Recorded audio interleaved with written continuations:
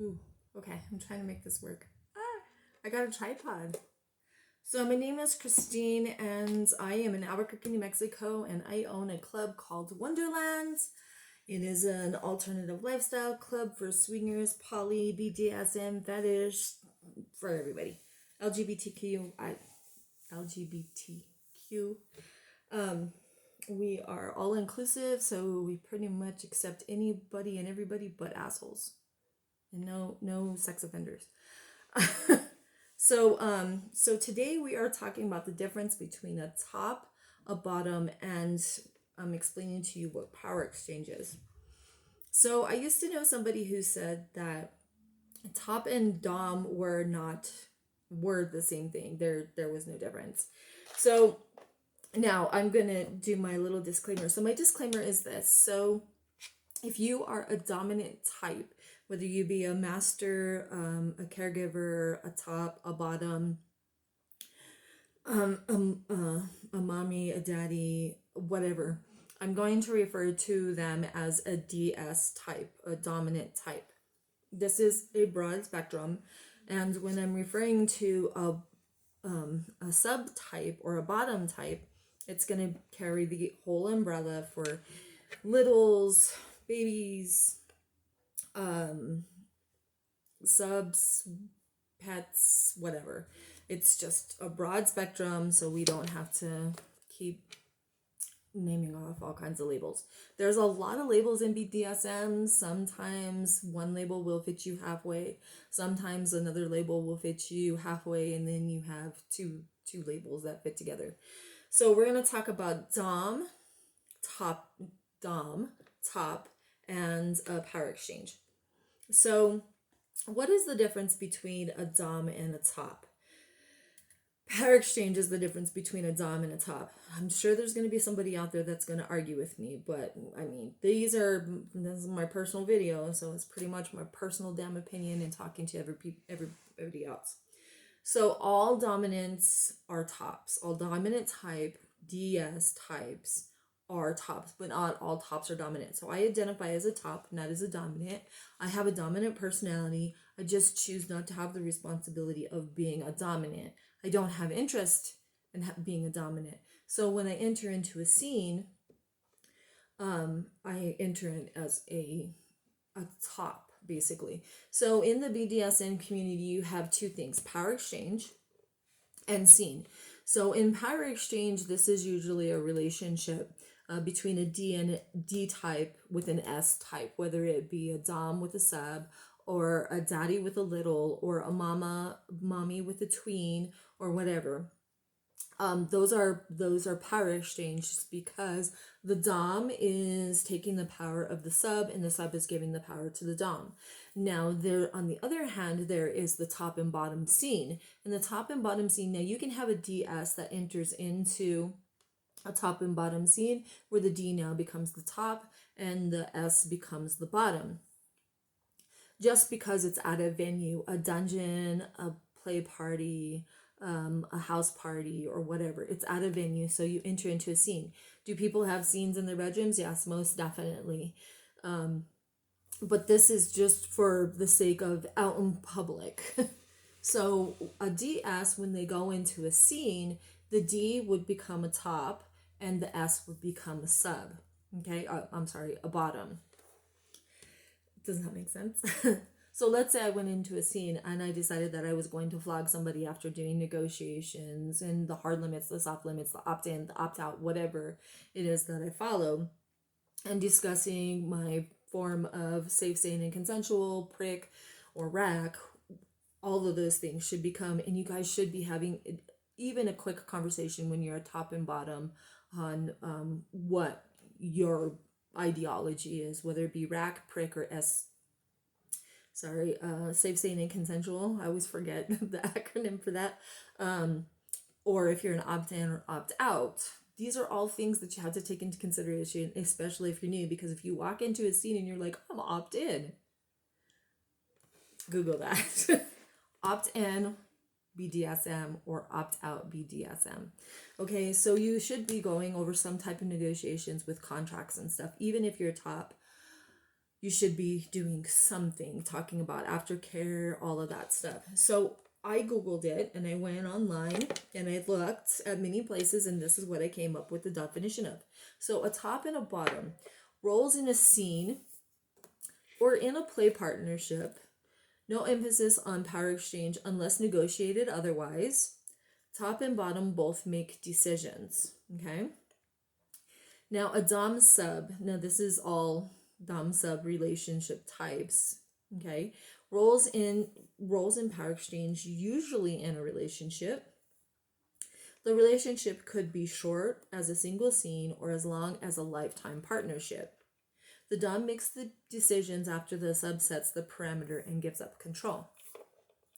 Okay, so the dominant is someone who receives the power in a power exchange. Okay. So like I said earlier, all dominants are tops, but not all tops are dominant. Okay. So where does that take us after that? Well, I think I've been in scenes where a lot of doms refuse to identify as tops. I mean, it doesn't really matter to me. I think that when I say that I'm a top, it clearly defines that I'm not interested in taking a submissive type responsibility. Also, I think that it lets people know that I'm not so hardcore, I think. But that's, I don't know, that's just me. I don't like being hardcore at anything, so I'm just not a bottom type or a submissive type. So if I were to go into a scene, if I were to go into a party, whether it be at a house party or a dungeon or at a venue or even at a hotel event, I would walk in as a top. In my day-to-day life, I identify as a top. I don't, it goes day to day. I'm just like, I'm a top. I don't do anything. I don't take on those relationship roles because I'm just not interested in those relationship roles. I'm an omega, so in a muscle of mirroring. So that means when I'm in a relationship, and if the person pushes me and doms me, I kind of push back. When the person sublets to me, I kind of there's always an even power exchange between me and my partner. Not one person is more dominant or submissive than the other. It's always equal and even. So that's an omega mirroring. Basically, we mirror each other in what we do. So now I want everybody to take into consideration that when you're doing when somebody says that they're submissive, I think that a lot of people think that they're automatically looking for a relationship.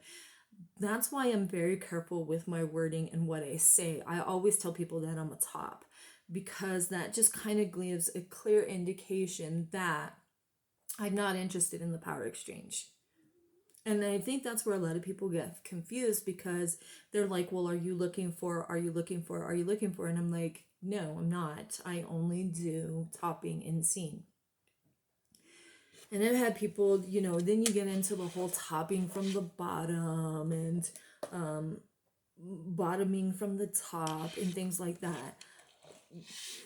It starts to get real confusing because we have a lot of labels in the BDSM community, but it's real important for you to look into those and not just automatically go to the dominant labeling, because that might not be what you are looking for. You might not be looking for a 100% power exchange. Maybe you're just looking for scene play and at parties and stuff, and you're not willing to take on the responsibility. Keep in mind that when you do a DS type relationship, not only are you taking over the whole, you're going to do what I say when I say within your parameters, but you're also taking over, the dom is taking over, usually in some cases, a person's well-being. Whether it be when they eat, they sleep, what they drink, if they exercise, if they don't exercise, their well-being. Sometimes it'll be bills that you're taking care of. And sometimes, and I'm going to have a dominatrix dominatrix or to argue with me. In my minds, I think of a professional dom or dominatrix as a service top. Because they're providing a service. Now, some people live in that 24/7, but some don't. So it's real important to know that there are different things other than dom sub. There's also top and bottom. And if you're getting into the lifestyle, or you've been in the lifestyle and you think that a top and bottom and dom and sub are exactly the same, maybe look into it a little bit more, because they're not. And so just keep in mind that that even if you enter into a DS relationship, that doesn't mean that it's 24/7. It also doesn't mean that sex is required. It's just how you do your contract and your negotiations, and you should be doing contracts and negotiations on every interaction you do, whether it be top and bottom or DNS. And that's pretty much it. So